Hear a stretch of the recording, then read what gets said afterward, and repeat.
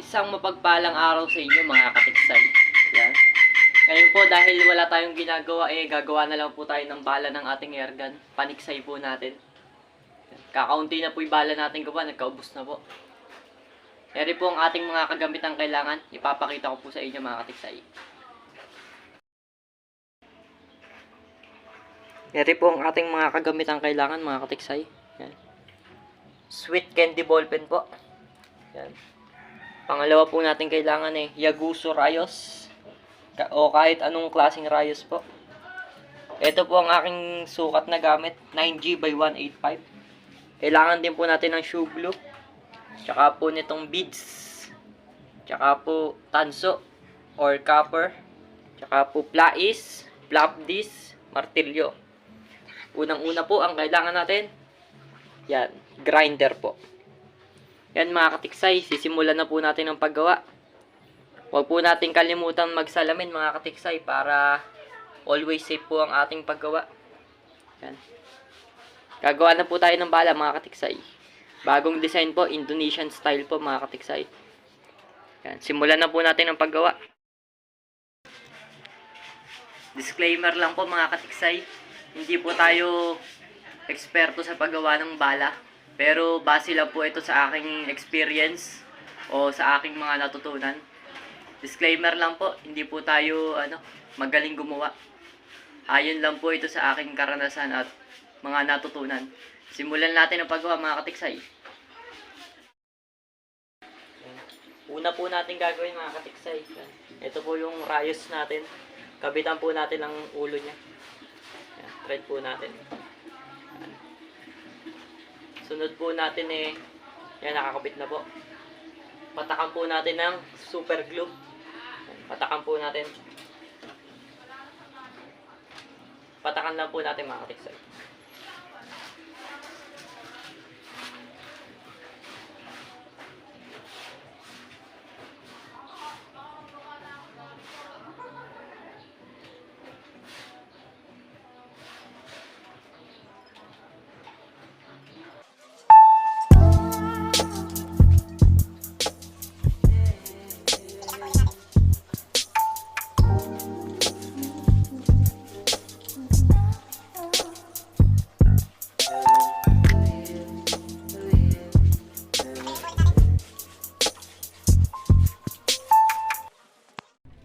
Yan, ngayon po mga katiksay, nadikitan na po natin lahat ng ulo ng rayos. Sisimulan na po nating grinderin tong ulo na to mga katiksay. Napatuyo na po natin yan isa-isa. Matibay na po pagkadikit yan. Simulan na po natin grinder. Ngayon po gagrinderin na po natin ulo ng rayos. Magsalamin po tayo unang-una po para safety po tayo sa ating pag-grinder. Yan, grinderin na po natin ulo ng rayos. Papaliitin lang po natin yan para kumasya po sa baril. Liliitan lang po natin ulo ng rayos mga katiksay.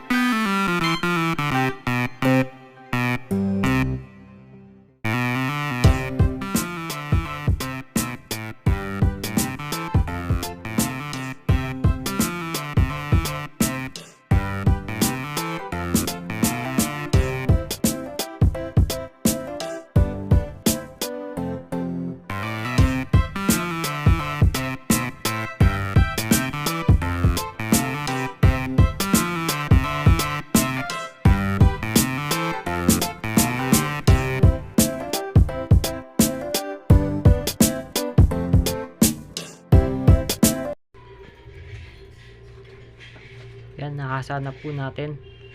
Ganito po kakalabasan niya yan. Tutulis po na ganyan yung ulo ng rayos. Dapat po kasya po sa baril natin. Hindi masikip, hindi maluwag. Yung sakto lang po. Bilugin pa po natin para hindi po magasgas yung ating tali.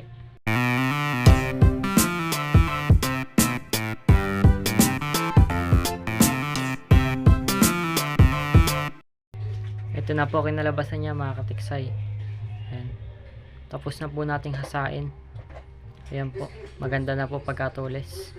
Ngayon po kukuha po tayo ng copper or tanso. Iikutan po natin yung rayos natin. Yan, ganyan po, isang hibla lang po kailangan. Ikutan lang po natin yan ng ikutan.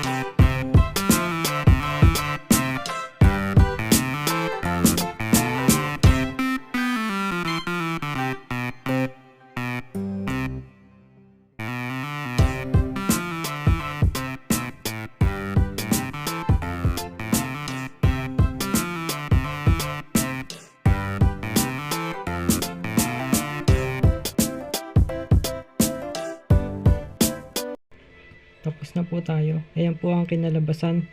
Nakabit na po natin yung tanso. Inikot lang po natin yan.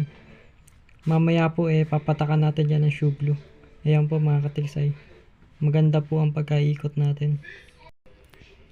Pagkatapos po nating ikabit yung tanso, puputulin na po natin yan sa gusto natin sukat. Depende po sa inyo kung anong sukat ang naaayon sa barilyo. Sa akin po 5.5 po ang aking sukat. Puputulin ko na po ito mga katiksay. Yari po, naputol ko na po. Ayan po ang sukat ng aking bala, 5.5 po.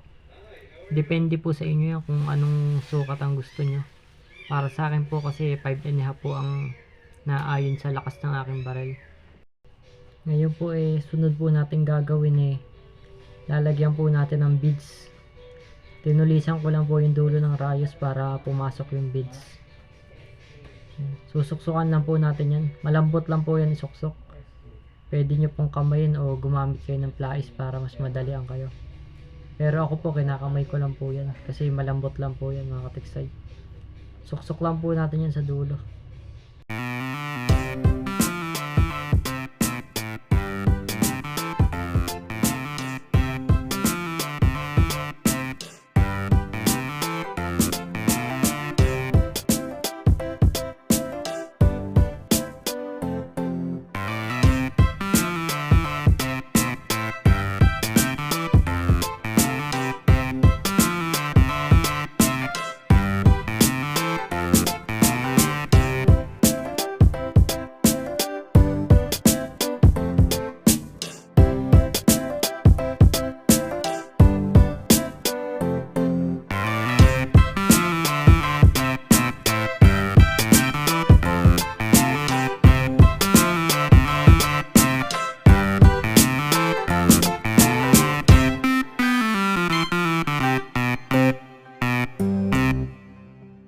Susunod naman po natin gagawin yan. Kuha po tayo ng ballpen.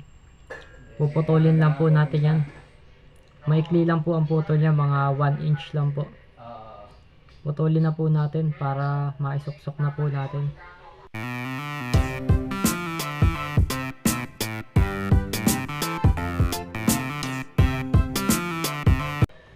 Yan po, naputol na po natin. Ganyan lang po kahaba ang kailangan natin. Susuksok na po natin ngayon yan sa dulo po ng ginawa nating bala. Pukpukin lang po natin ang martilyo yan. Napakadali lang po yan mga katiksay. Dahan-dahan lang po ang pagpukpok.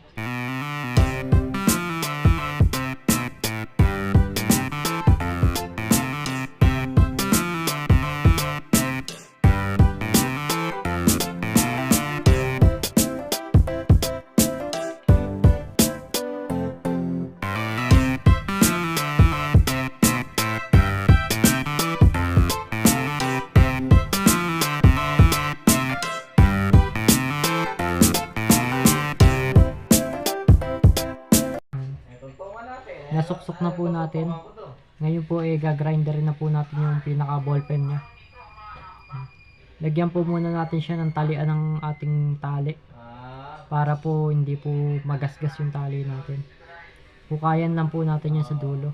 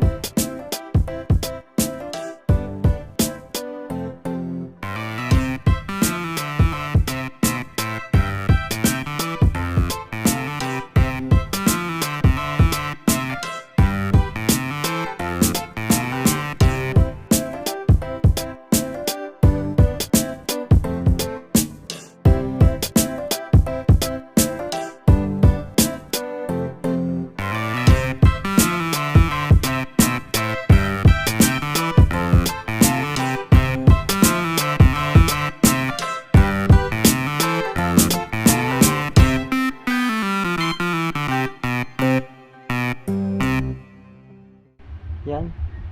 Saktong-sakto na po siya. Yan. Hindi po maluwag, hindi masikip. Swabe-swabe po mga katiksay. Oh.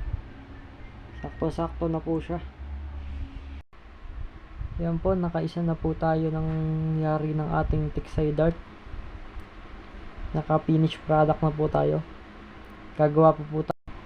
Ngayon po, didikitan na po natin ang super glue. Para po hindi po gumalaw yung beads natin tsaka yung copper na nilagay natin. Patakan lang po natin yan at patuyuin po natin para po hindi siya mahugot, para naka-steady lang po siya dyan sa pwesto niya. Papatuyuin lang po natin yan.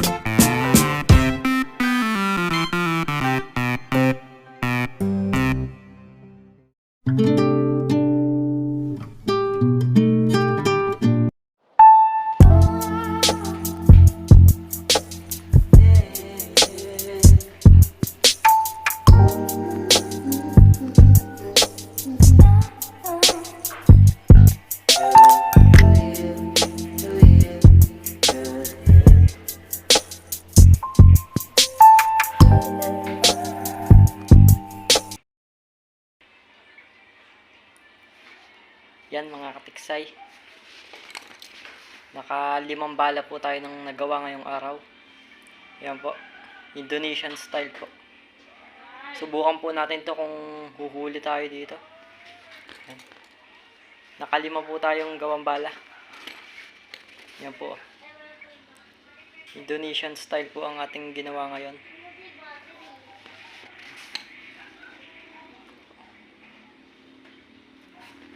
Hanggang dito na lang po mga katiksay. Maraming salamat po sa inyong panonood. Kung nagustuhan nyo po ang video na to, paki-subscribe naman po. And paki-pindot na rin po ang notification bell para lagi kayong updated sa aking video. Hanggang dito lang po mga katiksay. Mag-iingat po kayo palagi. Maraming salamat po.